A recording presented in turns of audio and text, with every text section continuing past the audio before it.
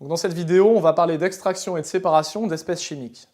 Donc avant de rentrer tout de suite dans le cœur du sujet, à savoir l'extraction et la séparation, je vais te donner quelques informations sur les espèces chimiques et ce qu'on entend par là. Donc une espèce chimique peut être caractérisée de plusieurs manières. Elle peut être caractérisée par son nom. Par exemple, l'oxygène, ou plus précisément le dioxygène, va te permettre de savoir exactement de quelle espèce chimique on parle. Par sa formule chimique, donc si je reste sur le dioxygène, ce serait O2. C'est une molécule qui contient 2 atomes d'oxygène. Donc les atomes et les molécules, on en parlera plus précisément dans des vidéos futures. Mais ça peut aussi être caractérisé par son état physique, donc à savoir est-ce qu'elle est solide, liquide, gazeuse, et éventuellement par sa couleur. Ensuite, une espèce chimique, elle va aussi avoir des grandeurs physiques intrinsèques, c'est-à-dire propres à elle-même. Par exemple, sa solubilité. Donc la solubilité, c'est une notion dont on parlera dans une vidéo sur la concentration massique. Elle a aussi d'autres grandeurs physiques, cette espèce chimique, qui vont être la masse volumique et la densité. Donc toutes ces grandeurs physiques, elles vont être caractéristiques, elles vont être rattachées à une espèce chimique bien précise. Donc les deux dernières, masse volumique et densité, on va en parler tout de suite. Donc la masse volumique, par définition, ça va être la masse en kilogrammes d'un certain volume d'une espèce chimique. Donc la formule associée à ça, c'est ρ. Donc ρ, c'est la lettre qu'on utilise habituellement pour parler de la masse volumique. ρ, la masse volumique, est égale à la masse de l'espèce chimique, en kilogrammes, divisé par son volume en mètres cubes. Donc si par exemple dans un exercice, je t'indique que 1 mètre cube ou 2 mètres cubes d'acier pèsent une certaine quantité, que j'ai pesé grâce à une balance par exemple, eh bien tu auras comme information la masse et le volume, et donc tu pourras calculer cette masse volumique de l'acier. Donc ça, la masse volumique, on le calcule pour n'importe quelle espèce chimique. Ensuite, la densité. La densité, c'est une chose qu'on peut, la plupart du temps, calculer seulement après avoir calculé la masse volumique, et tu vas tout de suite voir pourquoi. Donc la densité est notée D, et l'équation pour calculer la densité, c'est D est égal à ρ, donc la masse volumique, divisé par la masse volumique de l'eau. Donc tu vois, pour calculer la densité d'une espèce chimique, il faut aussi connaître sa masse volumique ρ. Donc après, en termes d'unité, eh bien, ρ c'est une masse volumique, donc c'est en kg par mètre cube. ρ de l'eau aussi, c'est en kg par mètre cube.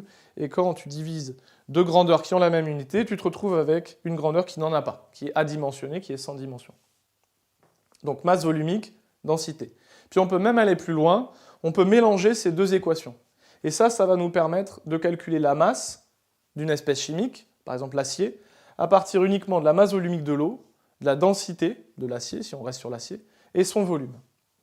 Donc comment? Eh bien si je reprends l'équation 1, ρ est égal à m sur v, je peux isoler m et ça donne m égale ρ fois v. Si je prends l'équation 2, d est égal à ρ sur ρ de l'eau, donc masse volumique sur masse volumique de l'eau, je peux isoler la masse volumique ρ et écrire que ρ est égal à ρ de l'eau fois la densité. À partir de ces deux égalités, je peux substituer la masse volumique ici par l'expression qui est là de la masse volumique, et donc on aura m est égal à la masse volumique de l'eau fois la densité fois le volume.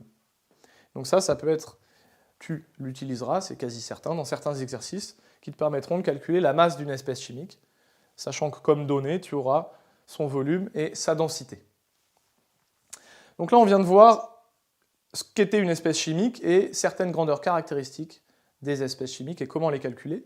Et maintenant, on va rentrer dans la deuxième partie du cours, qui est vraiment l'extraction et la séparation de ces espèces chimiques. Et plus précisément, l'extraction liquide-liquide. Alors pourquoi on parle d'extraction liquide-liquide? Eh bien parce qu'on va utiliser un liquide pour extraire une espèce chimique qui est elle-même dans un liquide. Donc le principe de cette extraction liquide-liquide, c'est on va solubiliser dans un solvant l'espèce à extraire. Donc sur ce schéma, ici, donc tu vois une ampoule à décanter qui contient justement une solution aqueuse qui est composée, comme toutes les solutions aqueuses, d'eau, bien évidemment, mais en plus de ça, dedans se cachent les molécules, se cachent les espèces à extraire. Donc ces espèces à extraire, on va les extraire, je t'ai dit, grâce à un solvant. Et ce solvant, dans la première étape, justement, on va le rajouter dans cette ampoule à décanter, le rajouter par-dessus la solution aqueuse. Alors ensuite, la deuxième étape, ça va être l'étape d'extraction en elle-même. Donc qu'est-ce qui va se passer dans cette étape-là? Dans cette étape-là, le solvant va venir en contact avec la solution aqueuse, donc avec l'eau et les molécules des espèces à extraire. Et en venant en contact, le solvant va récupérer, va capter les espèces à extraire et va les garder avec lui.